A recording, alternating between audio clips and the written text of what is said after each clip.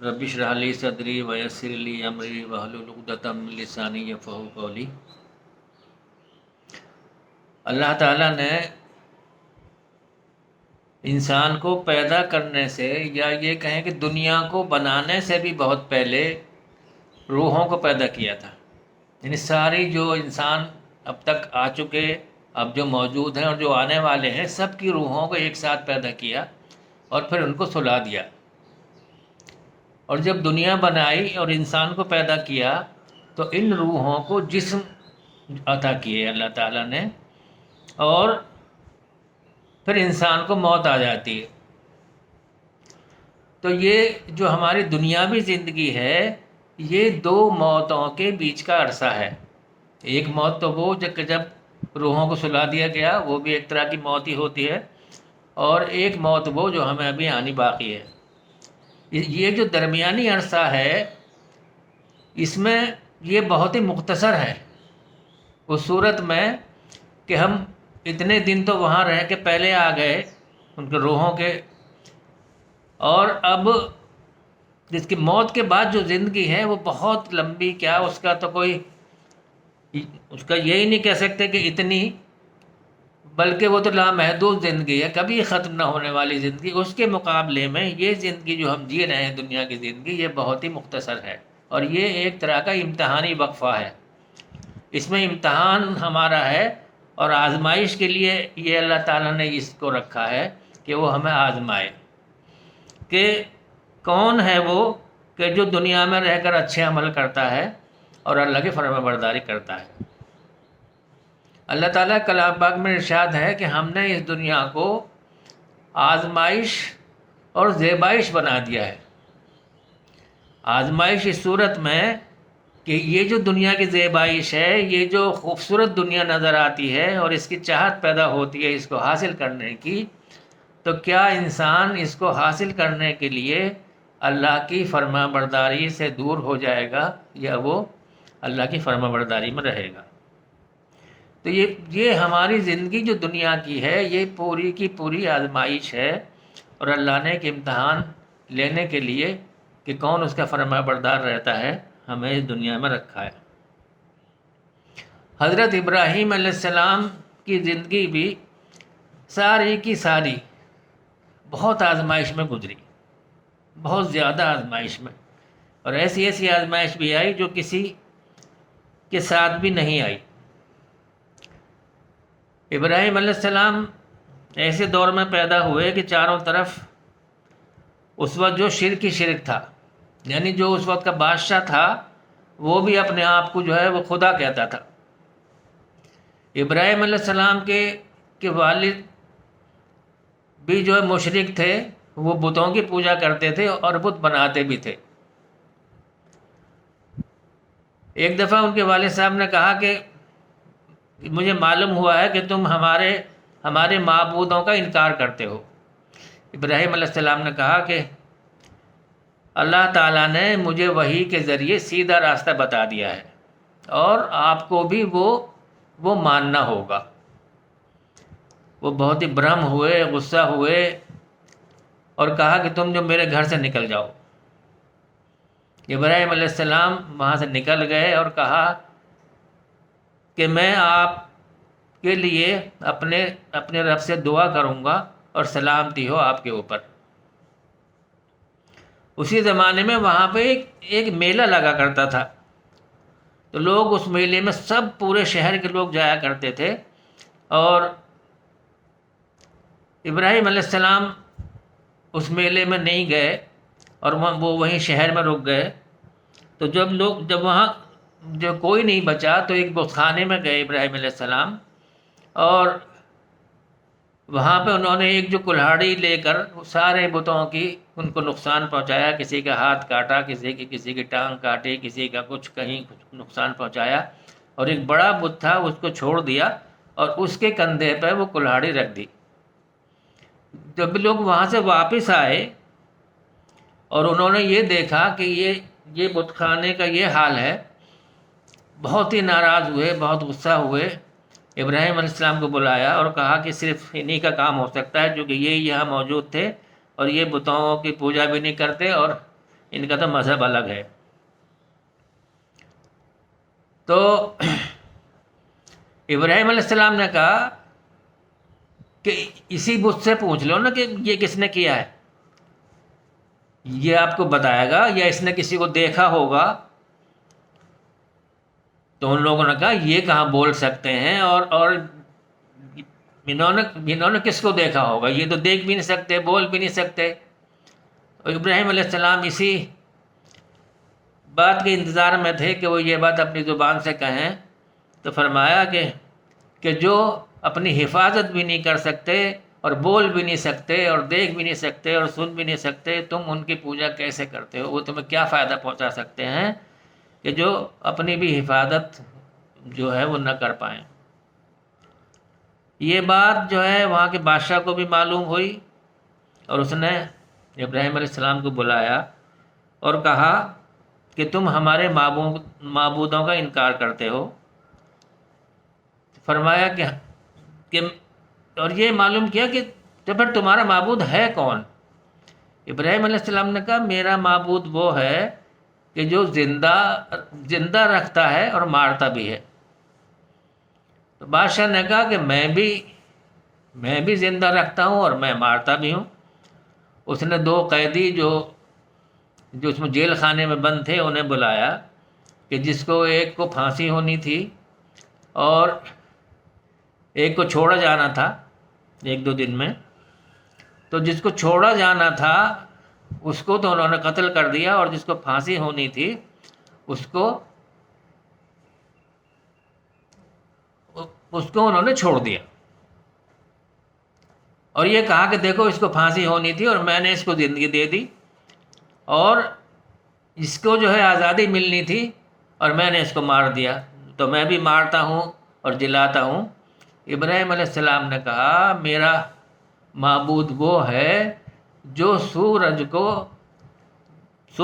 جو ہے مشرق سے نکالتا ہے اور مغرب میں اس کو ڈباتا ہے۔ اگر تم جو واقعی جو خدا ہو تو پھر اس کو مغرب سے نکالو اور اس کو مغرب میں غروب کرو، اس کو مغرب سے نکال کے اس کو مشرق میں غروب کرو۔ اب یہ سننا تھا کہ بادشاہ اس بات سے پریشان ہوا کہ وہ کیا جواب دے اس بات کا۔ تو ایسے جب موقع ہوتا ہے تو کچھ بات نہیں بنتی تو کوئی بڑی بات وہ کرتے ہیں۔ اس نے کہا کہ ان کو آگ میں ڈال دیا جائے۔ ابراہیم علیہ السلام کو آگ میں ڈالنے کا حکم کر دیا بادشاہ نے۔ لکڑیاں اکٹھی کی گئیں اور بہت بڑا ایک الاؤ لگایا گیا۔ ہفتوں وہاں پہ لکڑیاں اکٹھی ہو رہی ہیں اور سب لوگوں کو انتظار ہو رہا ہے کہ وہ دن آئے گا۔ پھر اس میں آگ لگائی گئی اور اس کو دہکائی گئی بہت۔ جب اس کے شعلے اٹھنے لگے تو ایک بڑے سے مچان پہ سے ان کو ابراہیم علیہ السلام کو آگ میں ڈال دیا گیا۔ اللہ تعالیٰ نے کہا آگ کو حکم دیا کہ اے آگ تو ابراہیم پر سلامتی کے ساتھ ٹھنڈی ہو جا۔ وہ سلامتی کے ساتھ ٹھنڈی ہونے کا مطلب یہ ہے کہ اتنی ٹھنڈی مت ہو جانا کہ پھر اس سے ٹھنڈ سے بھی کچھ تکلیف ہونے لگے، بلکہ سلامتی کے ساتھ ٹھنڈی ہو جا۔ ابراہیم علیہ السلام کے لیے آگ جو ہے وہ گل گلزار بن گئی، اور وہاں انہیں کوئی نقصان نہیں ہوا، اور زندہ صحیح سلامت ابراہیم علیہ السلام آگ سے باہر آ گئے۔ اب لوگوں کو یہ اندازہ ہوا کہ یہ کوئی معمولی بات نہیں ہے، اور اب ان کو ان کے حال پہ چھوڑا جائے۔ تو ابراہیم علیہ السلام نے پھر وہاں سے ہجرت کی۔ یہ عراق کے ایک بڑے شہر ار میں رہتے تھے، تو وہاں سے ہجرت کر کے وہ جو ہے شام گئے، اور اس کے بعد سے پھر وہ مصر چلے گئے۔ مصر کے بادشاہ یہ اپنی بیوی کے ساتھ حضرت جو سارہ تھیں ان کے ساتھ وہاں گئے تھے مصر۔ تو وہاں کا جو بادشاہ تھا اس کی بری نظر ان پہ سارہ پہ پڑی، حضرت سارہ پہ، اور اس نے ان کو اپنا مہمان بنا لیا، اور اپنی اس بری نظر کے ساتھ وہ ان کے پاس حضرت سارہ کے جانا چاہا، حضرت ابراہیم علیہ السلام وہیں پہ نفل پڑھ رہے تھے تو اس کے ہاتھ پیر جو ٹیڑھے ہونے لگے. اس نے پھر ارادہ ملتوی کیا اور پھر اس کو دوبارہ سے جانے کی پھر کوشش کی، پھر ٹیڑھے ہو گئے. اس نے سوچا یہ کوئی معمولی انسان نہیں ہے بلکہ بہت کوئی اعلیٰ ہستی ہے. پھر اس نے یہ ارادہ ملتوی کیا اور اس نے توبہ کی، اور اس نے اپنی بیٹی ہاجرہ کو ان کی خدمت میں پیش کر دیا کہ یہ آپ کی خدمت میں رہیں گی. ابراہیم علیہ السلام نے اللہ تعالیٰ سے دعا کی کہ اللہ تعالیٰ مجھے ایک صالح اولاد عطا فرما، ربی حبلی من الصالحین، کہ مجھے ایک صالح اولاد دے دے. حضرت سارہ نے کہا ابراہیم علیہ السلام سے کہ میں اب اس عمر کو پہنچ گئی ہوں کہ مجھے اب امید نہیں ہے کہ میرے کوئی اب اولاد ہوگی، آپ حضرت ہاجرہ سے جو ہے وہ نکاح کر لیجیے. تو ابراہیم علیہ السلام نے حضرت ہاجرہ سے نکاح کیا. پھر اللہ تعالیٰ نے آپ کو اسماعیل علیہ السلام جیسا بیٹا آپ کو عطا کیا. اب یہ اسماعیل علیہ السلام ابھی جو چھوٹے ہی تھے کہ آپ کو حکم ہوا کہ ان کو ہاجرہ کو اور اسماعیل کو حجاز کی وادی میں چھوڑ کے آئیے، جہاں آج کل جو خانہ کعبہ ہے حجاز کی وادی میں ان کو چھوڑ کے آئیے آپ سب.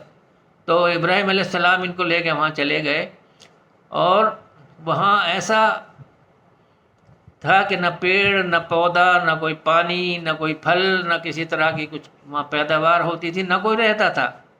بالکل بیابان کے جنگل اور جو تبتا وہاں پر صحرا.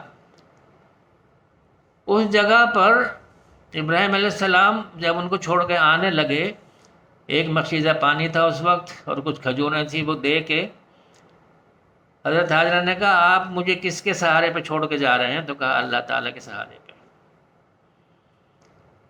وہاں سے یہ ان کو چھوڑ کے چلے آئے. حضرت حاجرہ وہاں پہ 2 پہاڑیاں ہیں، ایک صفا مروہ، ان کے درمیان میں دوڑیں یہ دیکھنے کے لیے کہ شاید کوئی قافلہ آتا ہوگا، کچھ اس سے مدد مل سکتی ہے یا کوئی اور اس طرح کی کچھ سہولت ہوگی. اور اسماعیل علیہ السلام کو جو زمین میں لٹا کر وہ دوڑنے لگی.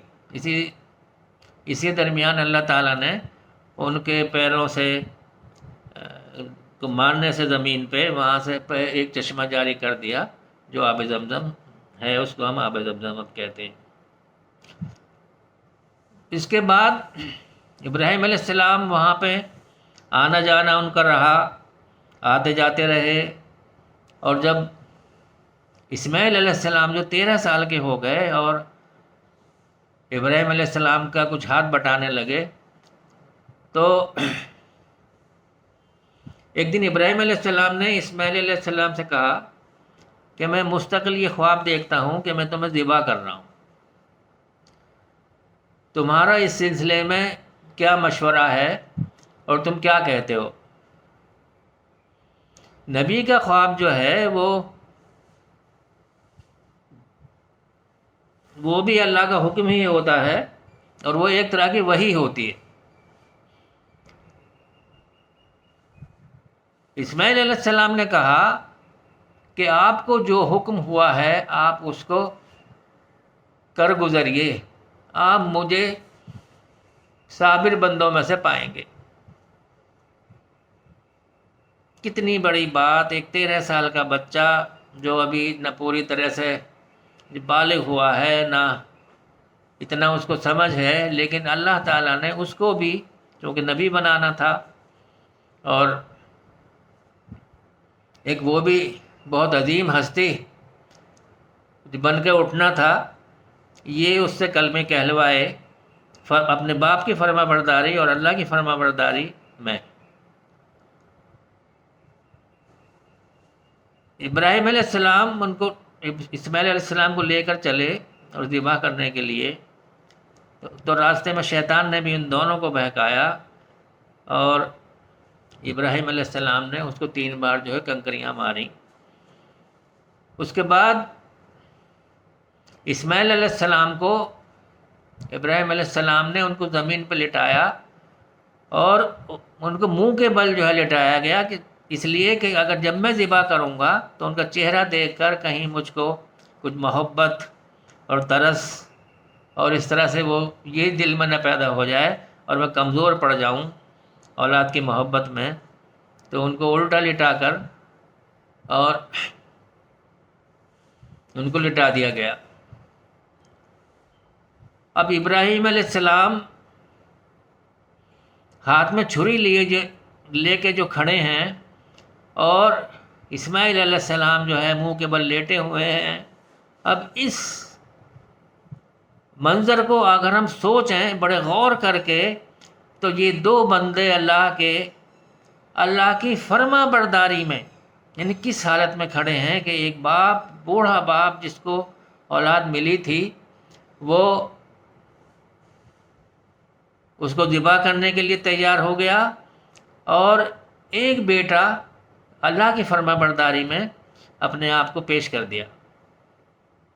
یہ تھی وہ قربانی کہ جس کو اللہ تعالیٰ نے رہتی دنیا تک اس کی یادگار کے طور پہ آج ہم جو قربانی کرتے ہیں، تو جب ابراہیم علیہ السلام نے ان کو ذبح کرنا شروع کیا، تو اللہ تعالیٰ نے کہا بس بس بس، اے ابراہیم تم نے تو خواب کو ہی سچ کر دکھایا، تم نے خواب کو ہی جو ہے سچ کر دکھایا۔ یعنی مفسرین لکھتے ہیں کہ امتحان جس کا ہو رہا تھا وہ تو فیل اس میں نہیں ہوا، جو امتحان جو لینے والا تھا اس کو بس بس کہنا پڑا کہ ہم نے ایک بہت ہی مشکل آزمائش میں ابراہیم تمہیں ڈالا تھا، اور تم اس میں پاس ہو گئے، تم اس میں کامیاب ہو گئے۔ اتنی بڑی آزمائش میں اللہ تعالیٰ نے ان کو ڈالا، اور اس کو حج کا بھی ایک حصہ بنایا، اور اس کو فرض اس میں حج کے لیے قربانی کو کیا، اور اس قربانی کو باقی پوری دنیا کے لوگوں کے لیے بھی اس کو واجب قرار دیا، ان لوگوں کے لیے کہ وہ ضرور قربانی کریں کہ جو اس کی استطاعت رکھتے ہیں۔ تو یہ ہے وہ قربانی کہ جو ہمیں اب یہ آنے والی ہے، تو اس میں ہم بھی اس بات کا غور کریں اور اس بات کا سوچیں کہ ابراہیم علیہ السلام نے کس طرح اتنی بڑی قربانی اور اسماعیل علیہ السلام نے اتنی بڑی یہ پیش کی۔ تو اصل میں یہ قربانی ہماری ان کی جانوروں کی قربانی نہیں ہے۔ ہم یہ نہ سوچیں کہ ہم نے جانور قربان کر دیا تو بس ایک ہمارا یہ ہو گیا۔ سوچنا یہ ہے کہ اللہ کے سامنے وہ کس طرح جھک گئے، اللہ کے حکم کے سامنے بیٹے کو بھی قربان کرنے کو تیار ہو گئے، اور بیٹا بھی تیار ہو گیا اللہ کے حکم کو پورا کرنے کے لیے، اپنی جان دینے کے لیے۔ اصل قربانی یہ ہے، قربانی کی روح ہی یہ ہے کہ قربانی کا جو ہے وہ گوشت اور خون اللہ کو نہیں پہنچتا، بلکہ تقویٰ ہے کہ جو پہنچتا ہے۔ تو ہمیں جو ہے قربانی سے بس یہی سبق لینا ہے کہ ہمیں بڑی سے بڑی آزمائش میں، بڑی سے بڑی امتحان اگر ہمارے لیے آ رہا ہے، کچھ بھی آ رہا ہے، تو ہم اللہ کی فرما برداری ہم سے بالکل بھی نہ چھوٹے، اور ہم ہمیشہ جھکے رہیں، اور ہمارا دل اللہ کی طرف کو ہمیشہ جھکا رہے، اور ہمیں آخرت کی فکر زیادہ ہو، اور اس کی دنیا ہمارے لیے یہ جو حسین بن کے جو کھڑی ہو جاتی ہے، یہ ہم اس سے منہ موڑ کے اور اس کو پیچھے چھوڑ کے ہمیں اللہ کی فرما برداری میں رہنا ہے۔ ہمیں اس قربانی سے جو ہے اس سے سبق لینا ہے اور اسی میں لگنا ہے۔ اور اصل زندگی تو آخرت کی ہی زندگی ہے، یہ دنیا تو چند روزہ ہے، یہ گزر جائے گی جیسے تیسے اب تک گزر گئی، ایسے اور بھی گزر جائے گی۔ اللہ سے معافی مانگیں، اس سے توبہ کریں، اب تک آئندہ کی زندگی کے لیے بہت غور کریں کہ ہمیں ٹھیک ٹھیک اللہ کے حکم کے مطابق اپنی زندگی گزارنی ہے، اور اللہ تعالیٰ کو یہ ابراہیم علیہ السلام کا اور حاجرہ علیہ السلام کا یہ جو صفا مروہ کے بیچ میں دوڑنا، یہ بھی اللہ کو بہت پسند آیا، اور حاجی جو ہیں وہ جو صحیح کرتے ہیں وہ بھی اسی کی یاد میں ہیں، اور یہ کنکریاں جو مارتے ہیں رمی میں، یہ بھی اللہ تعالیٰ نے جو شیطان کو جو کنکریاں ماری تھیں ابراہیم علیہ السلام نے، اور یہ بھی اسی کے اس میں ہے سب. تو یہ پورے کا پورا جو یہ واقعہ ہے، یہ اس کو اللہ تعالیٰ نے حج کے کچھ مناسک بنا دیے جس میں حاجی ان کو پورا کرتے ہیں، اور ان کے بغیر حج پورا نہیں ہوتا. تو اللہ تعالیٰ ہمیں بھی یہ توفیق عطا فرمائے کہ ہم اللہ کی فرما برداری میں اسی طرح سے اور اسی دل سے، اور اپنے سارے برے اعمال اگر ہیں تو ان کو چھوڑ کر اور اللہ سے توبہ کر کر اپنی زندگی کو نیک کاموں میں لگائیں گے اور اس طرح زندگی گزاریں گے جیسے اللہ چاہتا ہے. اللہ تعالیٰ ہمیں محفوظ رکھے. آمین.